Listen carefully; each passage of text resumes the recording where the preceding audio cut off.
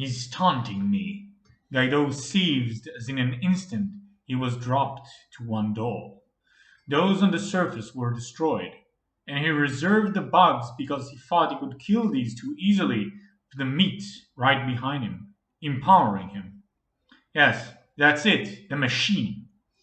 I won't die here. I won't let those thieves take me as well as my meat. Screw Lavis. I can handle this meat myself. I am as mighty as any dragon. Guido turned as the last doll was smashed by the two intruders and grabbed for the meat that sat within that black and brown machine. The light of the room turned bright and blinding and pink. As the claws of the Dragon King clenched the glowing meat, he screamed. He turned away from the machine, easily tearing off the grand meat within and holding it up toward the two bewildered Softskin. He laughed, or at least Guido believed he was laughing.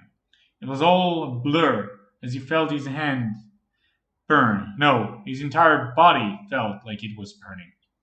And some manner of sound was coming out of his mouth. It was either a scream of pain, maniacal laughter, or both. He felt strung away from his body. A surge of energy he felt from that meat he was holding, granting him the power to dislodge every piece of loose stone, broken board, and discarded debris, and turned him into a hail of force that perpetually pelted the intruders. Every strike and perfectly at their weak spots. Head, eyes, joints, lungs. Yes, little halfling, try to hide beneath your old friend.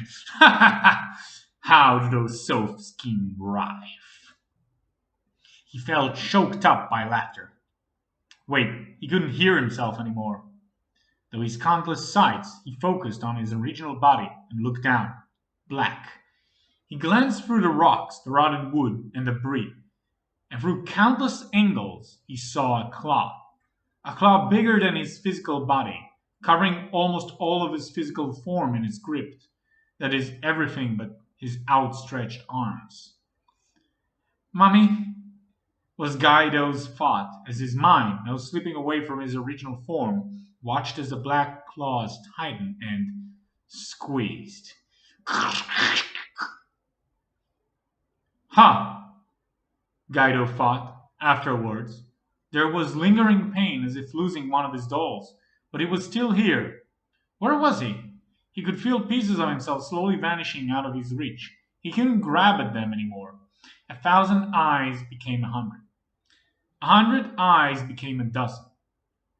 A dozen eyes became one. And he looked, numb in feeling and a little bit lightheaded, although he was rather sure he no longer had a head. He glanced around with the remainder of his power. I'm pretty sure I'm stuck in a wall. Probably a rock. Huh. Mika crawled, groaning from below Nuraka. Feet hurt, and he was pretty sure he had a broken rib.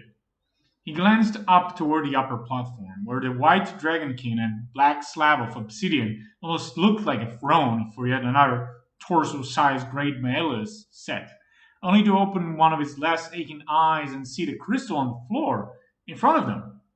Up on the platform, where he expected to see the crystalline dragonkin, he saw less. The glow of his arms and the other Grand Baetylus were good enough to see the crazed dragonkin that Santos constructed them before. But did it get somehow darker at the other side of the room? Nuraka, can you see anything? He glanced toward the orc. Oh, wait, Nuraka, I forgot. Is he all... Arrgh, Nuraka stated. He was fine. Mika glanced at the orc, who wasted no time grabbing the other crystal with more cloth and hanging it on his back by the other large piece of Baetylus. So the Dragonkin was behind it all? He wanted the Grand Baetylus and we got in the way? Mika considered as he continues rubbing his head, finally straightening his back and opened his other eye. Huh, it looks like the shadows are moving on the other side. Maybe he's just still reeling from the stones to his head. I heard Dragonkin are especially gifted sorcerers, but I never knew they had these kinds of abilities. Father always said that sorcery was mind over matter. Or was it mind in matter? Well, whatever it was, I'm sure he was correct. Nothing's trying to kill us anymore, I hope. I think we should just sit here and relax. Naraka, what are you doing? The orc picked up the halfling over his shoulder and ran with every ounce of strength he had back the way they came. Naraka then stopped. Another shiny life shard was in his hands, but he felt something bigger. Another predator it was fighting over the same meal. The screaming in his head told him what he could already feel. Even Naraka could not explain this feeling. It was the movement in the air, the silence stifling the room, the shifting of shadow.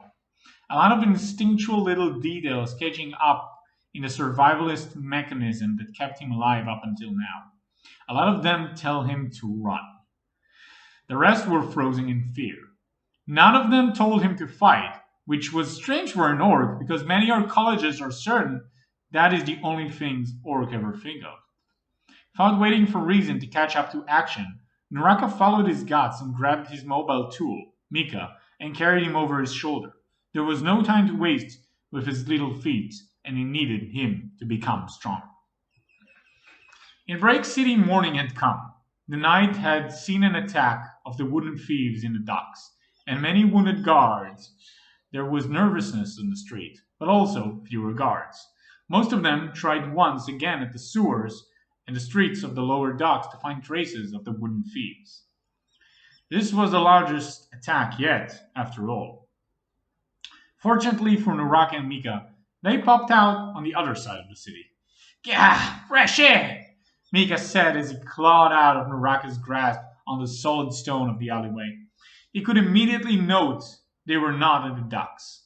Well, there the constant work with animals and heavy materials breaks the pathways and forces a sort of cobblestone arrangement for a quick fix. This place had a flat, extremely clean and fluid-grained stone and a narrow alleyway they arrived in.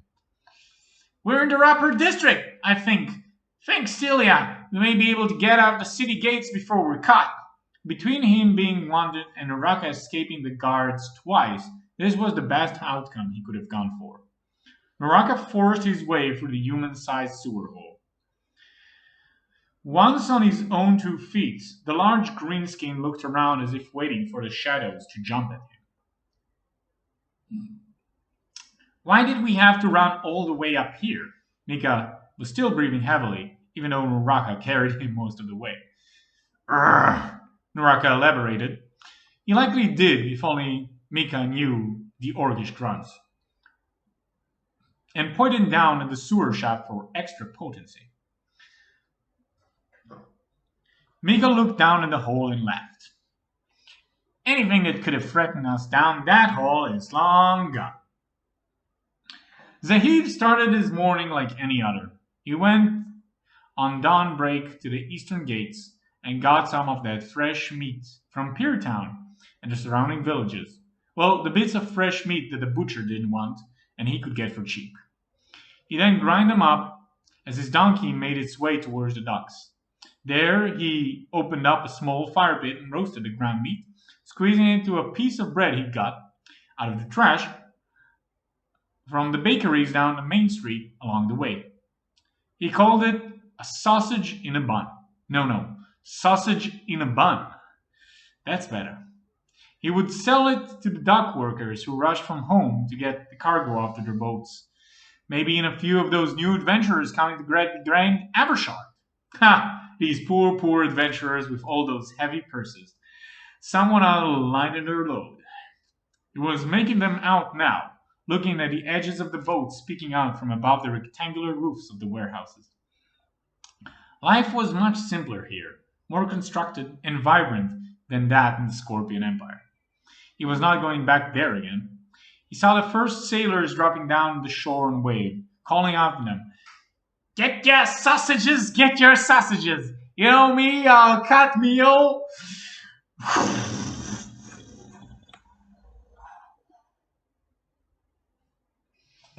That was the day half of Break City vanished.